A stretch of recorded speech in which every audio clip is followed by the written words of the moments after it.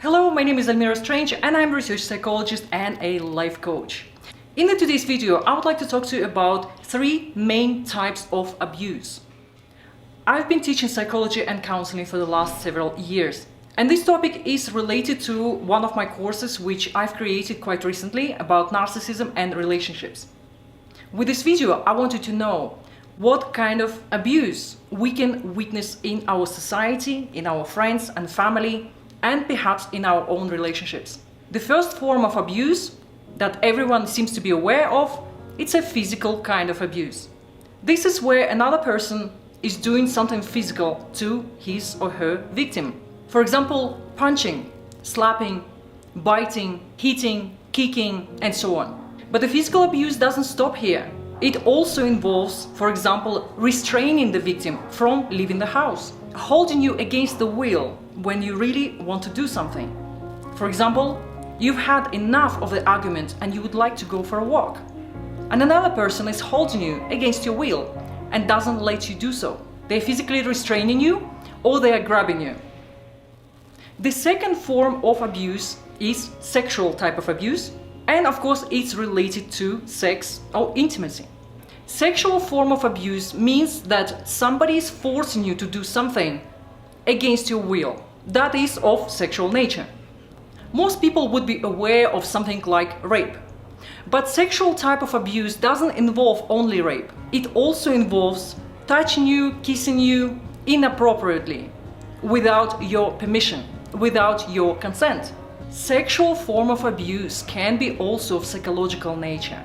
This is where another person is withholding sex as punishment, or they're using it as a threat or weapon. Sex is often used as a means of control and power.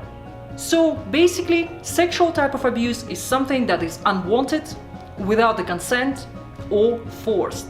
And as I said earlier, it can be anything like touching and kissing, not necessarily actual rape.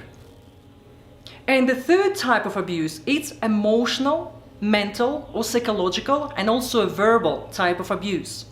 I put it all into one category because it's very powerful, it's big, and it correlates with one another. This, for example, includes something like humiliating another person, criticizing them, belittling them, or making them smaller in psychological terms. It also means threatening someone or ignoring them for a period of time. You probably know what is silent treatment. When somebody is not talking to you for hours or even days as a punishment. This is emotional type of abuse. Also anything like calling you names or making you feel guilty. You might also be aware what is gaslighting. And this is something that I've discussed in one of my courses. Gaslighting is something more specific. It's that mental type of abuse where someone is making you feeling confused. For example, someone say to you something earlier, something specific, like, I will be waiting for you here at 9 p.m. or I met your mom and she said to me certain things, or I met your friend and we had lunch together, or anything like that. But later on, when you ask that person about this event, they deny it as if it never happened. They will tell you it never happened and they never told you that. They are making you doubt your own beliefs and what you think, your own memory. And what happens in the end is that you start doubting yourself, you start doubting your own intuition. You're not sure what to believe anymore. You cannot believe yourself because at some point you think maybe the person is right. Maybe they didn't tell me something. Where did I get it from? So in the end, you're not sure who to believe anymore. And that includes your own self. Another example of gaslighting is, for example, moving certain object from place to place and making you doubt about that event. For example, you are trying to find your car keys and you clearly remember you put them on the table by the door. But when you're looking for them, you cannot find them there. And the other person moved them somewhere else. But when you ask them about it, have you seen my keys? They say to you, no, I never touched them. If they did it on purpose, this means gaslighting. They're making you again doubt your own memory. Again, in the end of the day, you cannot trust yourself, you cannot trust your memory. You don't know where you put them, and the other person say they never seen them. So it's clearly there is something wrong with you, right? Mental form of abuse also involves making someone doubt, confused, and unsure. In the end, they might even say to you, "You're just being emotional," or "You're crazy." And that's mental type of abuse. And the third type of abuse is financial one.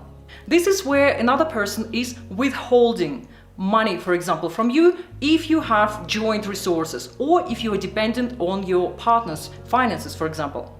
Financial type of abuse also involves if someone is stopping you from getting a job so you could earn your own money. Or another example would be if they run into some kind of debt and they put it on you.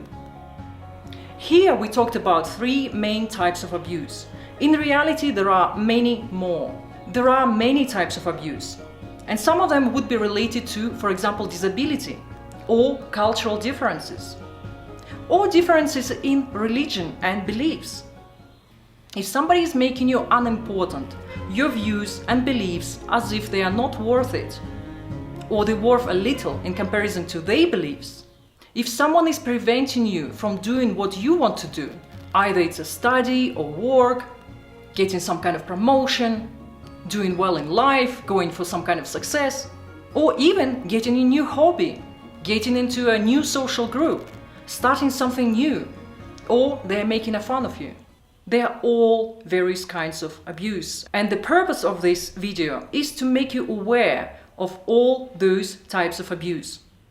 Abuse is not only about the physical thing. It's a lot to do with emotional well-being. It's a lot about our mental health. How other people make us feel. That is the main question here. If they are making you feel great and supported, awesome. But if the other person is making you confused, doubt, unsure, or feeling less about yourself, then your self-esteem drops. You become dependent on them. And this is becoming a controlling type of relationship. I hope you found this video useful and helpful in some way. And if you did, then please like it and subscribe to my channel if you haven't done it yet. Thank you for watching, and I will see you in my next video.